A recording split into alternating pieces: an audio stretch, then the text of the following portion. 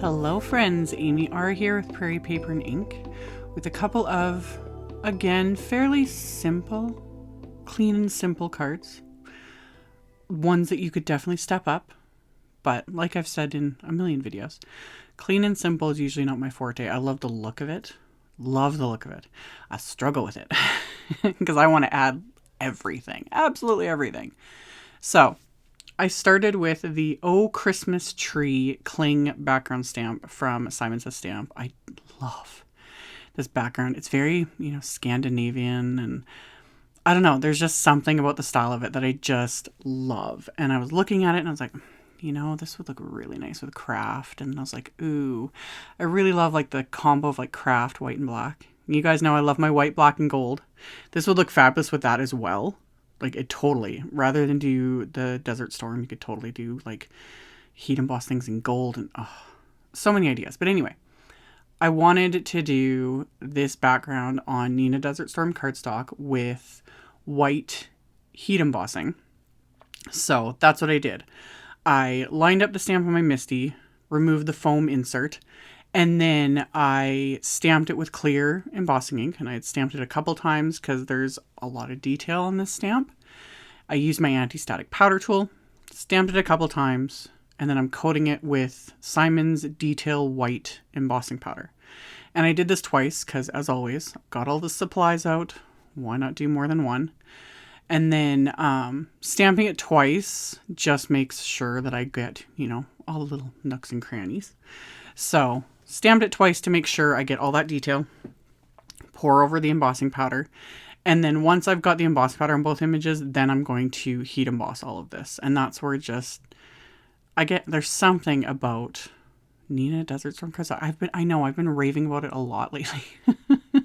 It's always been a favorite of mine, but there's just, I don't know why. In the last few months, I'm just like, it's a must have. It's the perfect neutral. It really is. So anyway, melted this all with my heat tool, and again, just this background, I was like, I don't know, it was reminding me of kind of like, home decor and that sort of trend.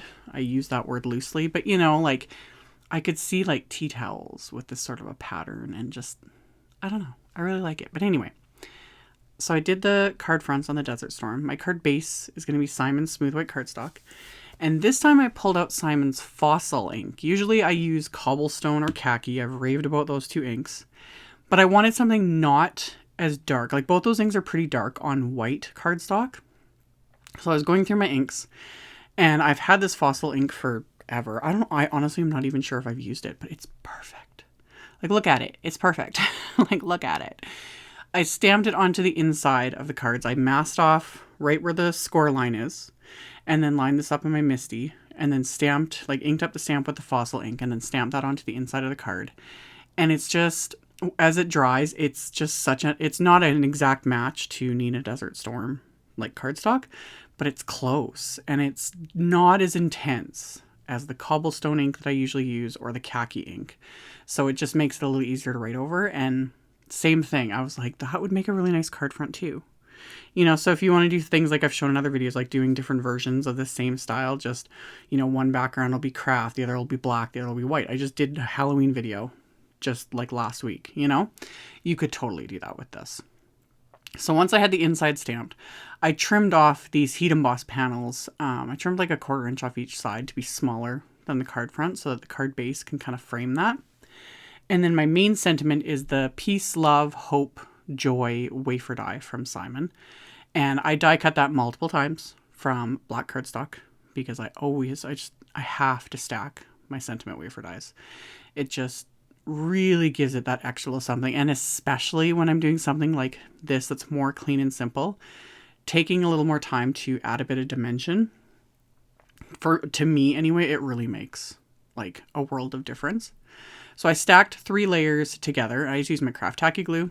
Basically just kind of trace the words, stack them together. When the glue fully dries, you can't see it, it's not shiny, anything like that. I don't squeeze the glue tube when I'm doing things like this. If it's a really fine sentiment, I've shown in other videos, I have another bottle of this craft tacky adhesive that I have a fine tip on, like one of those metal tips. But this one didn't need that, so I barely squeezed the bottle at all. and just kind of lightly trace, or depending on like if it's really warm in here and the glue feels a little more liquidy, I'll just do little dots. But it's getting cold up here in Saskatchewan. So anyway, adhered both of those sentiments to these card fronts. And then my companion sentiments, I'm using the MERRIEST Christmas sentiment strips.